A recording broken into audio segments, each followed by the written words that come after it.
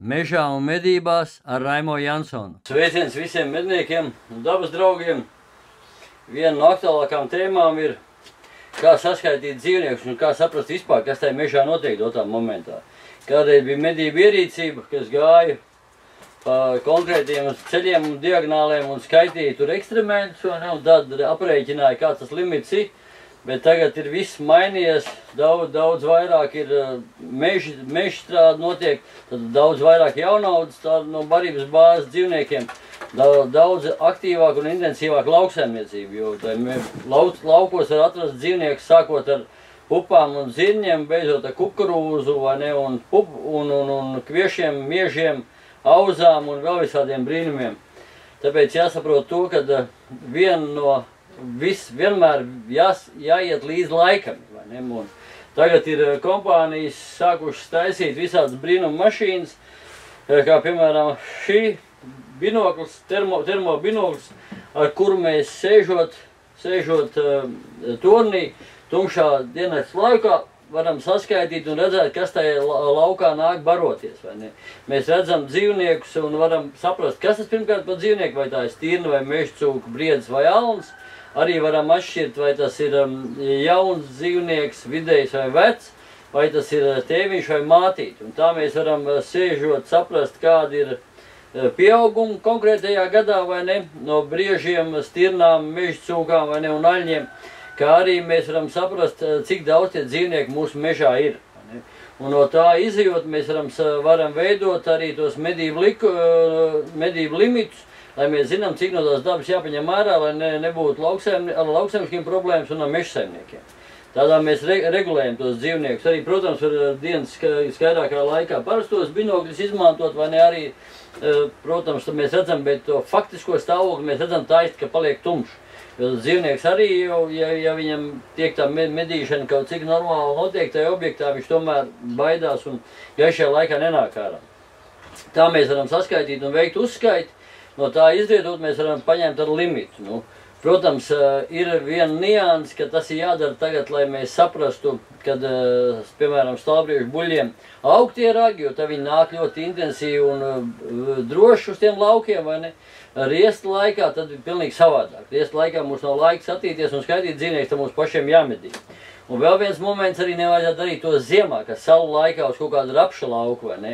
Jo tad ir skaidrs, ka tie dzīvnieki sakoncentrējās no visiem, no jūsu meža medību iecirkņi, arī no kaimiņu medību iecirkņiem un no visām malām sanāk konkrēti, un ja tur ir pa 100 vai 200 tie brieži, tas, protams, nenozīmē, ka viņi visi jūsu mežā dzīvo.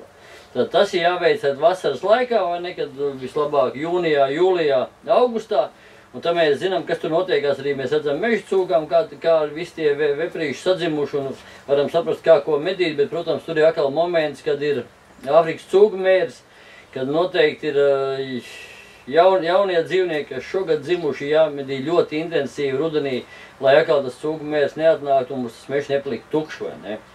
Tādā veidā izmantojot šos brīnums, var teikt, ka tehnoloģijas gājušas nenormāli uz priekšu, jo mēs vienkārši fenomenāli redzam to dzīvnieku, mēs varam pateikt, kādā vecumā viņš ir vai jauns vai vidējs vai vecs, kā es jau pirmīt teicu, vai ne, un arī tur, protams, jābūt kaut cik nakti, nevar būt pārāk nomākusies, jābūt zvaigznēm, tur, mēnesi, ja kaut vai augoši vai 2000 vienalga kāds, tad, protams, tas efekts ir fantastisks, vai ne, mēs redzam, novērtējam, pieskaitām. Un tā mēs varam arī, ja ir klubā vairākiem cilvēkiem tādi rīki, tad varam salikt pa vairākām vietām un nedēļas laikā visu to objektu apzināt un saprast, cik tie dzīvnieki mums ir un no tā arī izveidot nākušā gada limitu. Ir absurds, piemēram, ja klubā ir ļoti mazi limiti, bet atkal blakus kaimiņi visi medī ļoti liels limits, tas nozīmē, ka klubs tos dzīvniekus audzē kaimiņiem, vai ne? Tas arī nebūtu pareizi, tāpēc ir vienmēr jāatrod optimisms un jāsaimnieko pareizi, maksimāli, lai būtu arī normālas attiecības ar lauksaimniekiem, ar mežsaimniekiem un pašiem savā starpā.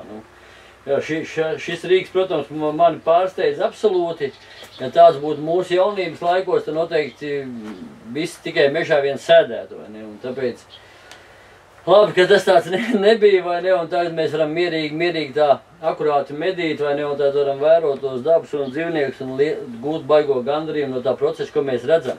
Un tas arī jāsaprot, ka visiem, kas ir pret medībām, tad mednieks pirmkārt ir kas intensīvi vēro dabu, apzina, kas tur notiekās no procesiem, no pieaugumiem un no visu pārējā un skatās, kas tajā dabā pirmkārt notiek. Un pēc tam tikai notiek tā medīšanas process, tas nav pats aktuālākais. Tas ir kā pasīva darbība, lai tos dzīvniekus regulētu. Kā arī, protams, ir ienākuši jautājumi par stalbriežiem, kur mēs uztaisījām to semināru. To semināru mēs uztaisīsim lēnāk, prātīgāk un detalizētāk. Bet jums jāsaprot, kad tas ir 10 gadu atpakaļ jau Vācijā tā medība. Mēs pacentīsimies šī gada laikā sazināt arī vācu kolēģus un arī poļu kolēģus un paņemsim viņiem no stalbriežiem, kā viņi medī šobrīd. Kādi akcenti ir taisni uz stalbriežu populācijā, kas viņiem skaitās slikts kvalitātes dzīvnieki, kas skaitās vidējas kvalitātes dzīvnieki, kas skaitās izcils kvalitātes dzīvnieki.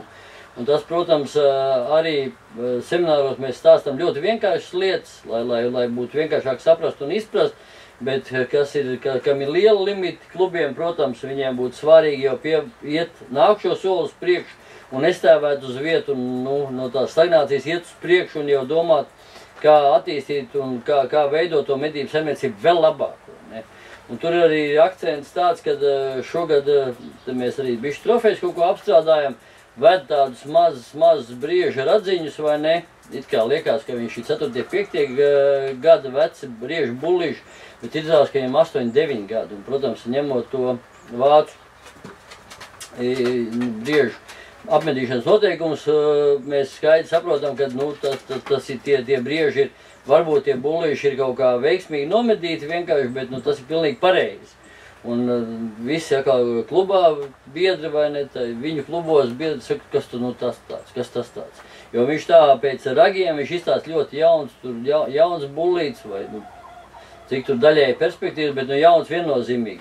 Bet pēc zobiem mēs apstamies un redzam, ka viņam 8, 9 gadi, tas nozīmē, ka viņš ļoti slikts kvalitātes dzīvnieks kā tāds, ka viņš pat 8, 9 gados nav sasniedzis to bronzu vai ne, tas liecina par to, ka ir tomēr kaut kādas kļūdas pielaistas un visam, un tāpēc jāstās, jāmācās un jāmedī tā, lai būtu pašam gandarījums un visiem pāriem. Vislabākiem novēliem tieši jums.